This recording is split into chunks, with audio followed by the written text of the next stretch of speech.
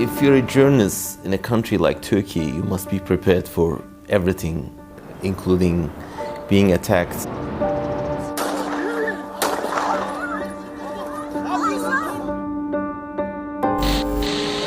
They say you have to leave because they know that you are here, and you have to escape and run.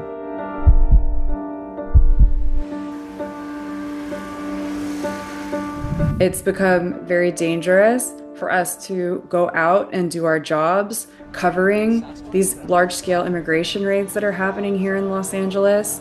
It's become dangerous for us to cover protests.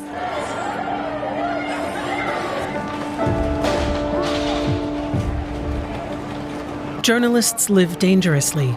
We'll show you how and why they are increasingly under threat, and why they keep going, even when it means risking their lives.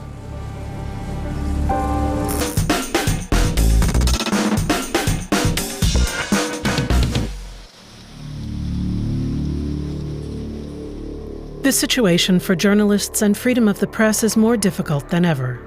The organization Reporters Without Borders has registered so far this year alone 516 imprisoned journalists and 38 killed. And those are only the official numbers, outside of war zones like Gaza.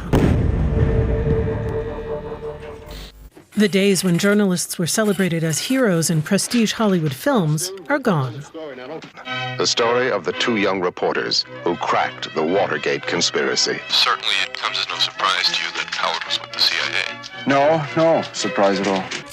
In 1974, U.S. President Richard Nixon stepped down in the wake of the Watergate scandal. The journalists who uncovered it, Bob Woodward and Carl Bernstein, became legendary.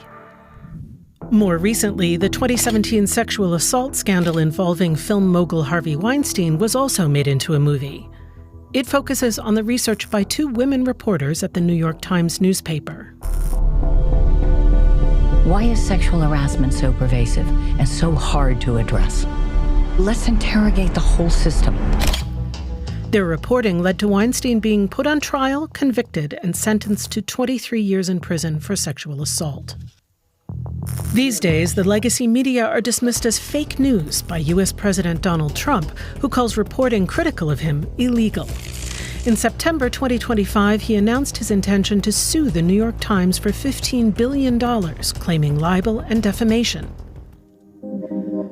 That's one way to put pressure on those whose job it is to keep the powerful in check.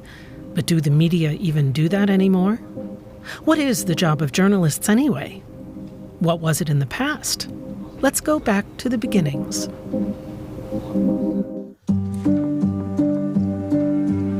We won't go back as far as hieroglyphs, but to the 15th century, when the invention of the printing press sparked a media revolution. Suddenly, information and opinions could be distributed quickly to many people at once. But it took another 200 years before the first printed newspaper appeared. We asked a media studies expert to tell us what journalism meant back then. When we look back at the very early beginnings of journalism, it was really a case of we convey official information. We have a journalism of proclamations. We want to be as accurate as possible, almost forensically correct. Jumping forward, in the 20th century, the press developed a new understanding of itself. Journalists saw themselves increasingly as guardians of democracy pledged to uncover corruption and abuse of power. As seen here, the profession was very male-dominated at the time. The invention of radio was the next big revolution for journalism. In 1920, the first commercial radio broadcast began in Pittsburgh, in the United States. This is KDKA in East Pittsburgh, Pennsylvania. It suddenly became possible to reach millions of people simultaneously. Radio became an important tool for propaganda, used by the Nazi regime, for instance, for the deliberate manipulation of the masses. The technological innovations didn't stop there. 20 years later came television. We have a liftoff on Apollo 11. And again, there was a milestone for journalism, reporting live. Journalism became more emotional and personal, but the era of investigative journalism that dawned took place largely in print media.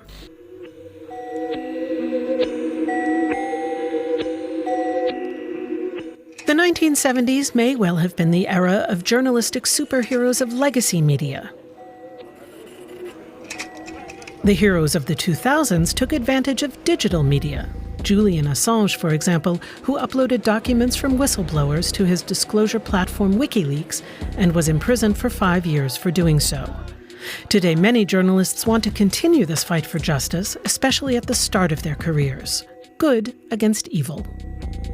Journalism is like being a Superman, finding truths, challenging the bad guys, supporting the good guys, and revealing the truth for the masses, etc. When you are young, you think that your journalism will save the planet and will cease the fire and will save democracies. Journalists as saviors of democracy, making the world a better place. That belief keeps many going under difficult conditions. In the summer of 2025, a team from DW was attacked by Israeli settlers in the West Bank. Oh my God! In January 2024, in Ecuador, an entire TV studio was occupied during a live broadcast and the employees threatened. Journalism is risky in many countries in the world, especially when reporters get too close to those in power. That's what happened to Can Dündar, who imagined his career very differently when he started out. I wanted to save the world. In fact, the first plan was to being a doctor, and I thought a doctor can only save a life of a person, but a journalist can save the world. Can Dündar became a well-known journalist in his home country of Turkey. He made documentaries and in 2015 became editor-in-chief of the newspaper Cumhuriyet, which was still critical of the government at the time. But that same year, he drew the ire of Turkish President Recep Tayyip Erdogan when the newspaper reported on secret weapons deliveries by Turkish intelligence services to Syrian extremists. Dündar knew publishing the story was risky. If you're a journalist in a country like Turkey, you must be prepared for everything, including being attacked, being jailed, being harassed, living in exile, living in prison for a long time, etc. And that all happened. Dündar was accused and tried on charges of espionage and treason. While awaiting the verdict, he was shot at. In 2016, Dündar went into exile in Germany. When I was in the courthouse during my hearing, I knew already what the decision would be. So in such a country, if you don't have the rule of law, if you cannot trust the judges, of course, then you're facing with an autocracy. And defending democracy in an autocracy is a really difficult thing. In 2020, Can Dündar was sentenced in absentia to more than 27 years in prison. How rapidly press freedom can come under threat can currently be seen in the United States, where pressure comes not only from the country's government. Criticism is also coming from sections of the population who feel they've been ignored by major media outlets in the past. Does the media pay attention to all elements of society in their coverage? Do they care about the concerns of young Latinos? Or do they ask how Asian Americans, for instance, experience racism on a daily basis? Stop Asian hate! Stop Asian hate! What fears are trans people currently contending with? Accounts of racist violence by Los Angeles police have existed for a long time. U.S. journalist Cerise Castle grew up hearing those stories. No one had really followed up on them until she became one of the first reporters to actually investigate them. There have been stories about this stuff since the 1960s. You know, that's how I found out about it. It was my mother, my older brother, teachers, other children talking to me about police violence, about police gangs that got me interested. So the evidence has always been there, yet the media has typically not been interested in our stories. Her story about the so-called deputy gangs within the LA County Sheriff's Department made her famous overnight. She reported on abuse of power, violence, racism, and the deaths of at least 19 men of color at the hands of police department officers. But she did not publish her 15-part series with one of the legacy media companies. but rather on the crowd-funded platform Knock LA. It was told to my face by several editors that this is a story that is happening in a community where we do not have subscribers, we do not have people paying for our product, so it is not worthwhile. While Cerise Castle has won several awards for her reporting, she also suddenly found police stationed outside her house. Police began pulling her car over without cause, and she received threats of death and violence. It eventually emerged that high-level police were behind it all. But Cerise Castle has no intention of stopping. We do this work because we are passionate about the truth. We are passionate about making sure that the public is informed, particularly in this moment here in the United States, where we are seeing an authoritarian leader on a daily basis take away our rights. It's more important than ever. Mexican investigative reporter Marcela Turati also fights passionately for the truth and risks her life in the process. I thought that being journalist is a good way to change realities of the people.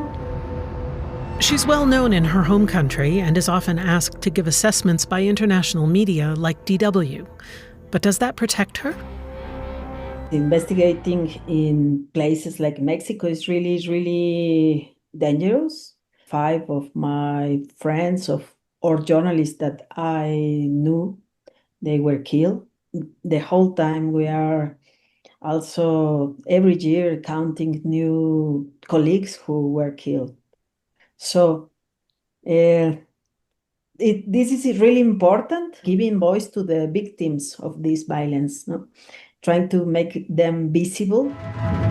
Marcela Turati started out as a local journalist, covering topics like poverty, social injustice, and the effects of drug wars, which have claimed 500,000 lives over the past 20 years. The drug cartels are battling each other for control of the drug trade and increasingly the human trafficking trade. Entire regions are helpless against them, and the situation is worsened by corrupt elected officials. Journalists who investigate these topics put themselves in great danger.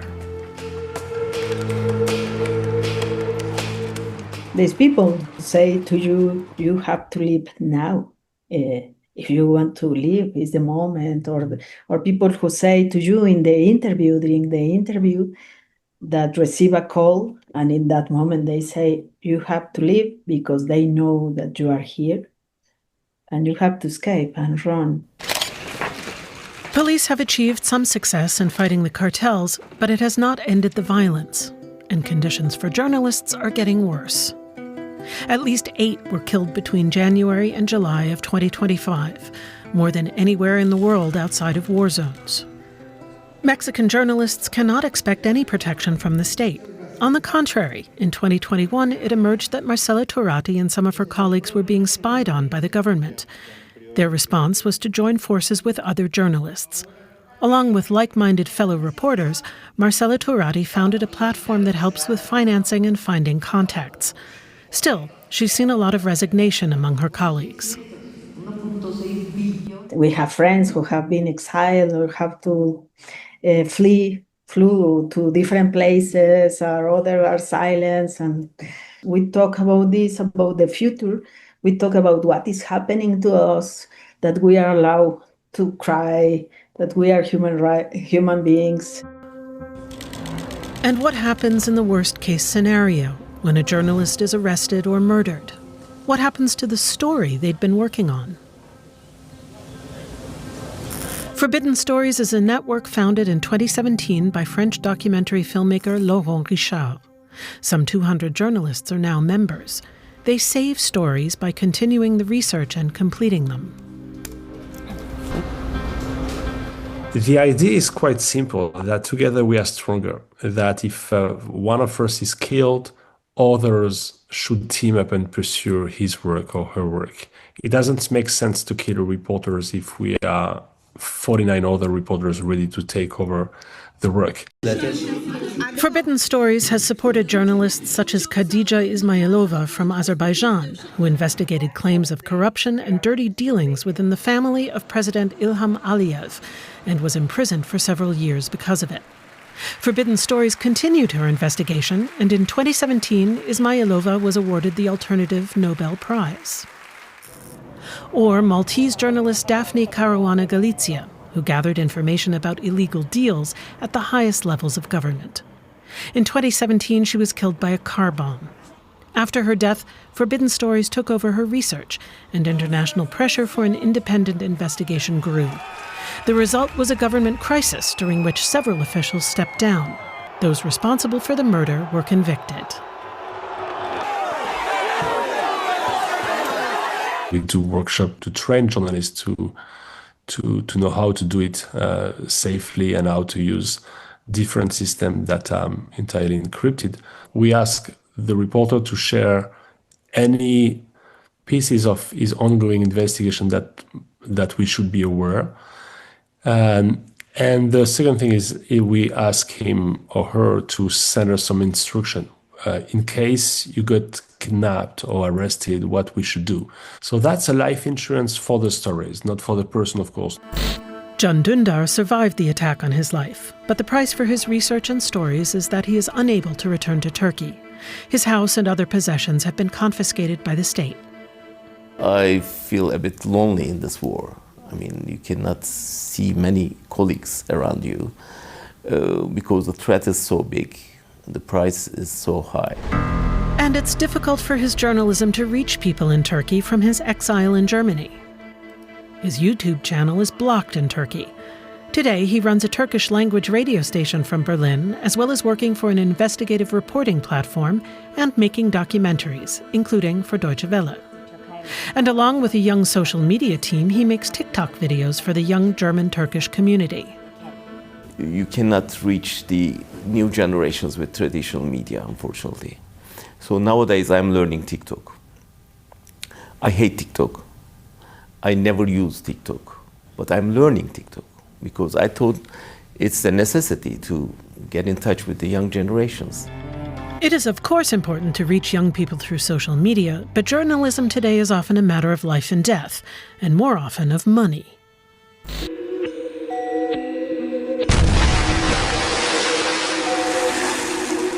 Legacy media are under pressure because advertising revenues are dwindling and because many people are no longer willing to pay for journalism. And then there are the rich men who buy newspapers or even digital platforms and exert influence over the content. That then has nothing more to do with real journalism.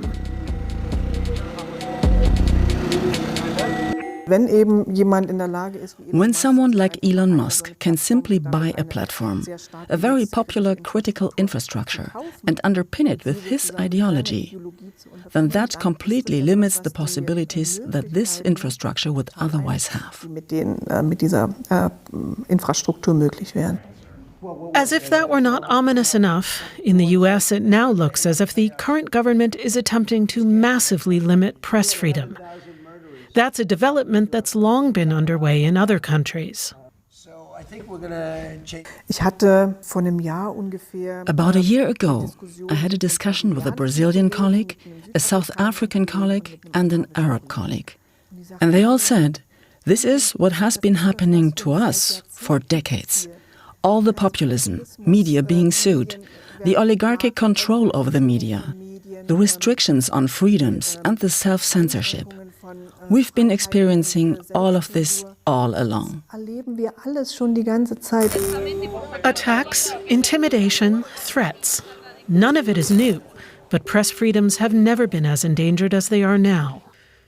In August 2025, a DW team was shot at by Israeli soldiers.